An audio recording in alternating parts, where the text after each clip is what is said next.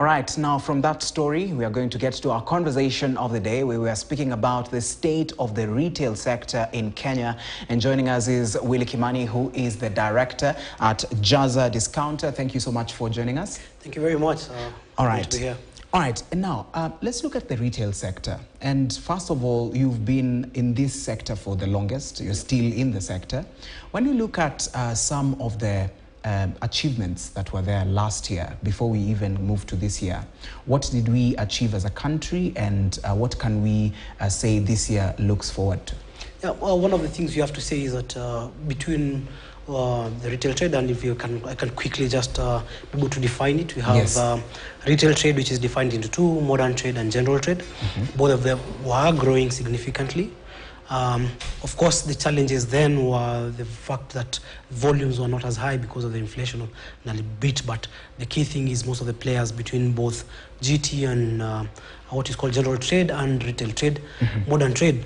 And if I was to define it slightly more, modern trade is where you'll now find your Carrefours, Naivas, Yes. Marts and the like, and then general trade is where you'll find the wholesalers and distributors and even the kiosks. Now shredded in that, they're split into 30%, 70%, 30% being the modern trade players, the branded ones that you know, and 70% the general market. And there was considerable growth in both sectors, so it's actually to say there's no what you can actually call key players collapsing or anything. Yes. But there was definitely a very hard macroeconomic environment which definitely affected the actual consumption, and so volumes were low, but most retailers banked more. Yes. All right. And now when you look at the sector, and let us even speak about most of the SMEs that we have in Kenya are involved in retail. Of course, almost 90%, even I think 95% are involved in the retail sector.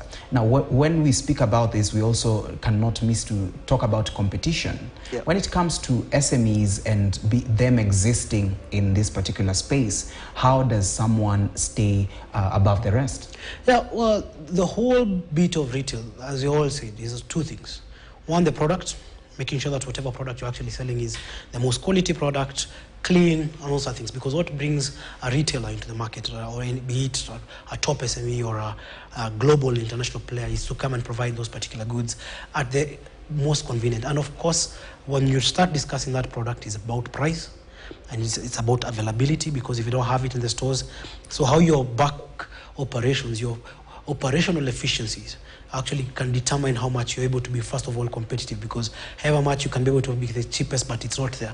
Or you look at the environment within which you're keeping that product, it's quite far from the consumer where you're displaying it. And second is the focus on the customer. And the focus on the customer means giving the customer what they want, but at the same time also knowing that by you also giving each and every customer everything that they want might be an expensive one.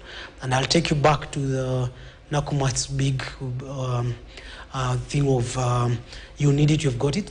And it was a very expensive nature, because at that particular point you will also still have what Willie loves, which is a strawberry flavored I don't know, lacto, whatever, free soy milk, and you're bought in 12 packets, and I buy that particular product once a week or twice a week, but by the time I'm getting the 12th one, already the supplier has to have been paid, and paid by the actual everyday milk and all sorts of things. So it's saying, okay, at what particular point do we say we can't satisfy 100% bread? We can just say, this is what will keep me uncompetitive to my businesses. I have to say, in retail, it's all about cash flow management. If you don't get your cash flow management properly, you're actually going.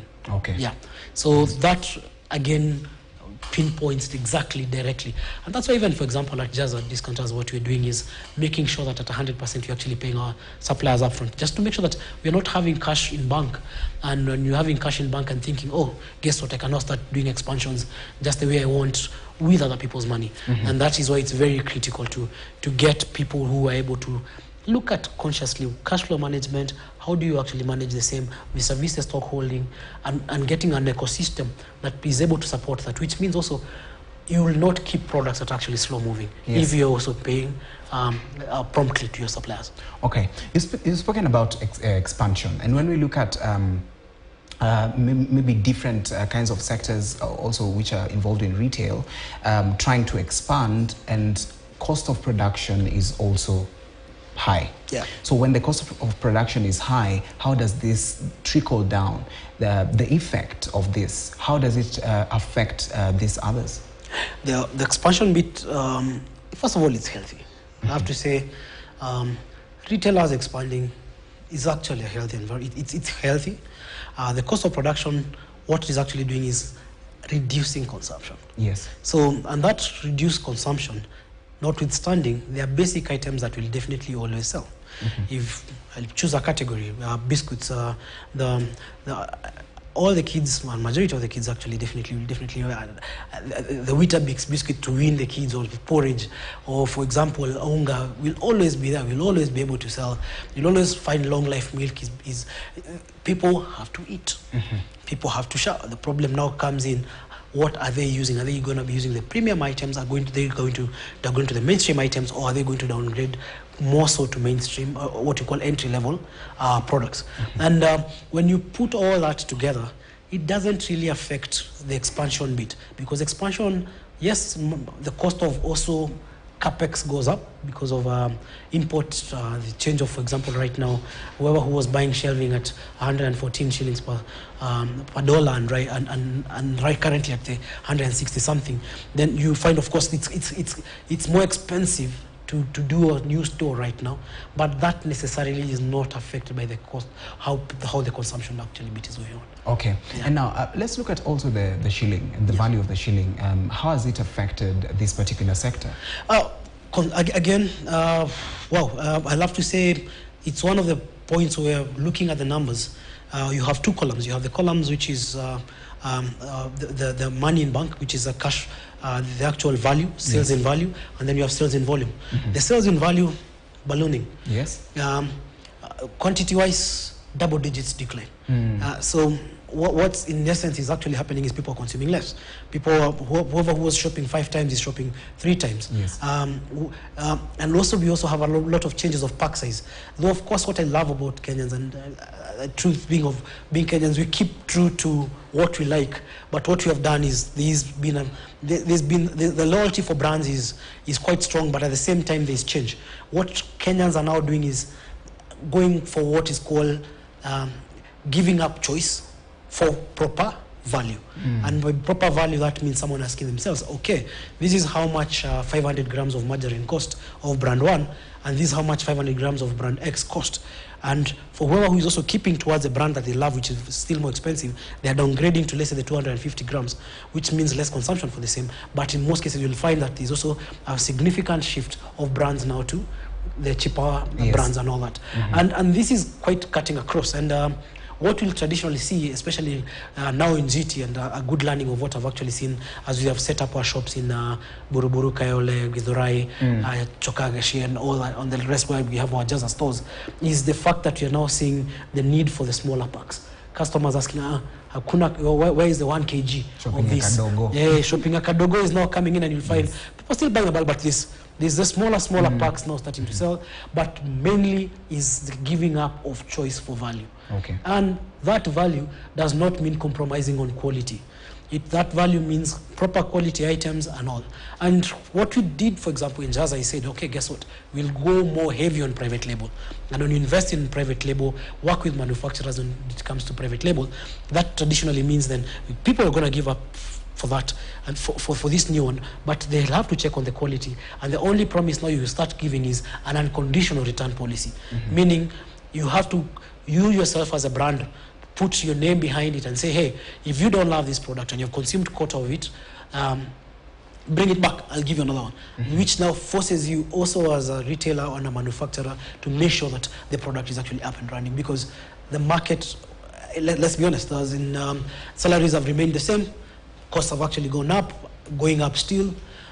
Most companies are trying to work around cost of living adjustment for most of the employees. Yes. It's hard for most employers to up their salaries at the current, because even them, the OPEX is also going up. So all what you're saying is something has to give, and that giving is the change of what you actually say as choice, or reduction of volumes. Okay. And now, even still on this issue, when you look at customers changing from what they were used to a little bit more safer kind of quantity that they used to consume, how then does this affect these other areas, especially the retail chains that usually spread across the country? They have almost 80 chains across the country, and they have almost even 100 or even 50. How does this affect them? Because at the end of the day, the value that was coming in is no longer coming in. It's a little bit less. It's not the way it used to be. So how does this affect? Let's be, first of all, let's be clear on one thing. Margins have shrunk slightly but still money in bank for most retailers is the same. And I have to say expansion is not a bad thing. We have, and it's actually good to see. For example, just today alone, we had the 103rd Naivas store opening. Yes. We had Panda opening yesterday. Tomorrow I'm also opening 2 stores at Gashie and Choka. We open them tomorrow. We have Quick Mart opening up in Narok. We have everybody actually just coming up and saying, okay. We also had Kafu opening in Nyali. As in, there's still that vibrancy that is actually going on. At the end of the day, with any retailer who actually masters the art of saying every unit has to be profitable. So it's no longer about how the consumption is, but it's a P&L per unit. So if that unit says, guess what, store XYZ is not meeting its obligation, you cut it off. And that, I've actually seen great brands like Naivas master that. And they've done that, they've done a perfect job, so that it relays that whole fear of expanding is, the more you're seeing someone expanding, is the next thing he's going to do is collapse. No. Okay. Not at all. Because every unit has it's being measured on a profit and loss. And the same thing as Jazza. If the stores I have, if my Kayole stores, it does not break even, the best thing to do is stop the bleeding, shut it down. In retail, there's one very big saying which we say, 0 is better than negative at any one point. Okay. Yes. 0 is better than negative. Yes. We're putting a pause there. We'll go for a break. 0 is better than a negative. So don't go too far. We're going to come back with Willie Kimani to continue just this conversation of the state of retail sector in Kenya.